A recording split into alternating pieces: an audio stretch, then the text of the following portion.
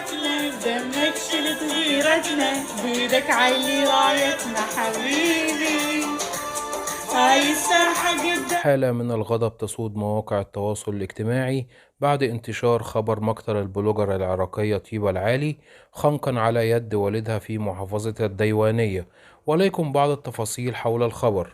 دشن المغردون هاشتاج حق طيبة العالي بعد انتشار خبر مقتل البلوجر العراقية طيبة العالي خنقا على يد والدها، وانتشرت حالة من الغضب تسود مواقع التواصل الاجتماعي لقتل البلوجر العراقية طيبة العالي على يد والدها يوم الأربعاء بعد أن قام بخنقها حتى الموت. وقال مصدر أمني إن البلوجر العراقية طيبة العالي قتلت على يد والدها بعد خنقها حتى الموت في محافظة الدينونة، مؤكدا إن الأب قام بتسليم نفسه عقب وقوع الجريمة إلى القوات الأمنية، وأشار إلى أن العملية تمت حسب المعلومات الواردة نتيجة إلى قضية شرف. ونشرت أحد المغردين عبر موقع التواصل الاجتماعي تويتر وقالت طيبة العالي فتاة عراقية طموحة حاول والدها إجبارها على الزواج بعمر 17 عاما، رفضت الزواج وهربت إلى تركيا للخلاص من تخلف وهمجية عائلتها، وتم استدراج طيبة من قبل عائلتها إلى العودة إلى العراق. لحظة وصولها مباشرة تم قتلها بدم بارد هذا اليوم.